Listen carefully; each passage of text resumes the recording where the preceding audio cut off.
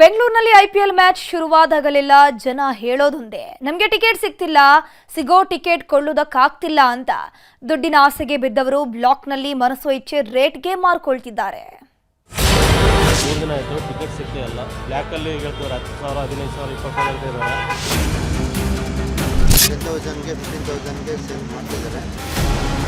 ದೇಶದಲ್ಲೀಗ ಎಲ್ಲಿ ನೋಡಿದ್ರು ಐಪಿಎಲ್ನದೇ ಹವಾ. ಕಳೆದ ತಿಂಗಳಿಂದ ಐಪಿಎಲ್ ಮೇನಿಯಾ ಶುರುವಾಗಿದ್ದು ಜನ ಟಿವಿ ಬಿಟ್ಟು ಹೊರಗೆ ಬರ್ತಿಲ್ಲ. ಬೆಂಗಳೂರಿನಲ್ಲಂತೂ ಆರ್ಸಿಬಿ ಸುನಾಮಿಯೇ ಎದ್ದಿದೆ. ಈ ಬಾರಿಯೂ ಕಪ್ ನಮ್ದಿ ಅಂತ ಕನ್ನಡಿಗರು ಕುಣಿದು ಕುಪ್ಪಳಿಸುತ್ತಿದ್ದಾರೆ. ಹೀಗಾಗಿಯೇ ಒಂದೇ ಒಂದು ಟಿಕೆಟ್ ಸಿಕ್ಕರೆ ಸಾಕು ಅಂತ ಜನ ಮುಗಿ ಬೀಳ್ತಿರೋದು. 1000 ಟಿಕೆಟ್ಗೆ 10,000ದಿಂದ 20,000 ಕೊಟ್ಟು ಖರೀದಿ ಮಾಡೋರು ಇದ್ದಾರೆ. ಇದನ್ನೇ ಬಂಡವಾಳ ಮಾಡಿಕೊಂಡ ಕೆಲವರು ದುಡ್ಡು ಮಾಡೋ ದಂಧೆಗಿಳಿದಿದ್ದಾರೆ. ಬ್ಲಾಕ್ನಲ್ಲಿ ಟಿಕೆಟ್ ಮಾರಾಟ ಮಾಡಿ ಲಕ್ಷ ಕಮಾಯಿ ಮಾಡ್ತಿದ್ದವರಿಗೆ ಸಿಸಿಬಿ ಕೆಡ್ಡ ತೋಡಿದೆ. ಬ್ಲಾಕ್ನಲ್ಲಿ 15ರಿಂದ 19,000ಕ್ಕೆ ಐಪಿಎಲ್ ಟಿಕೆಟ್ ಸೇಲ್.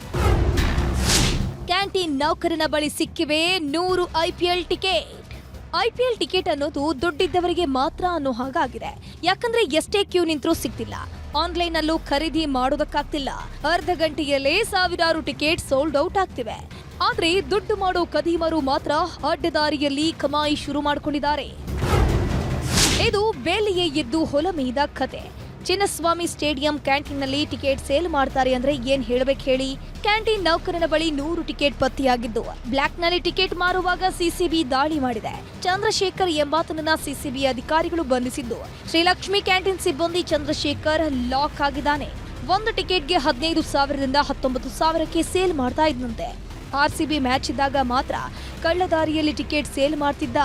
ದುರಂತ ಅಂದ್ರೆ ಬ್ಲಾಕ್ನಲ್ಲಿ ಟಿಕೆಟ್ ಮಾರಾಟ ಮಾಡೋದಕ್ಕೆ ಕೆಎಫ್ಸಿಎ ಸದಸ್ಯರೊಬ್ಬರು ಟಿಕೆಟ್ ಅನ್ನ ಕೊಡ್ತಿದ್ರಂತೆ. ಟಿಕೆಟ್ಸ್ ಏನೂ ಸಿಕ್ಕಿಲ್ಲ. ನಾವು 1.5 ಅವರಿಂದ ಟ್ರೈ ಮಾಡ್ತಾ ಇದ್ದೀರಿ, ಎಲ್ಲಿ ಒಂದು ಸಿಕ್ಕಿಲ್ಲ. ಬಟ್ ಆದಷ್ಟು ಬ್ಲ್ಯಾಕಲ್ಲಿ ಸೇಲ್ ಮಾಡ್ತಿದ್ದಾರೆ ಅಂತ ಗೊತ್ತಾಗ್ತಿದೆ ನಮಗೆ. ಫಿಸಿಕಲ್ಲು ಟಿಕೆಟ್ಸು ಸಿಗೋದು ಅನ್ನೋದು ಇನ್ನು ಡ್ರೀಮ್. ಅದು ಬ್ಲಾಕ್ ಟಿಕೆಟ್ ಕುಳಗಳ ಹಿಂದೆ ಬಿದ್ದಿರೋ ಸಿಸಿಬಿ ಕೆಲವು ಖಾಸಗಿ ಕಂಪನಿಗಳ ವ್ಯವಸ್ಥಾಪಕ ನಿರ್ದೇಶಕರ ವಿರುದ್ಧವೂ ಎಫ್ಐಆರ್ ಅನ್ನು ದಾಖಲಿಸಿದೆ.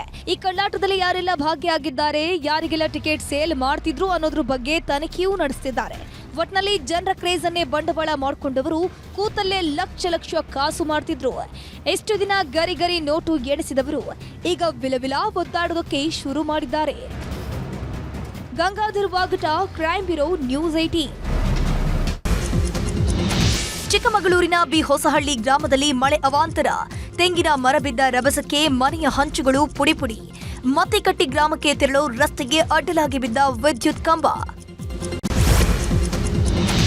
ಹಾಸನದ ಶಂಕರನಹಳ್ಳಿಯಲ್ಲಿ ಮಳೆ ಸೃಷ್ಟಿಸಿದ ಅವಾಂತರ.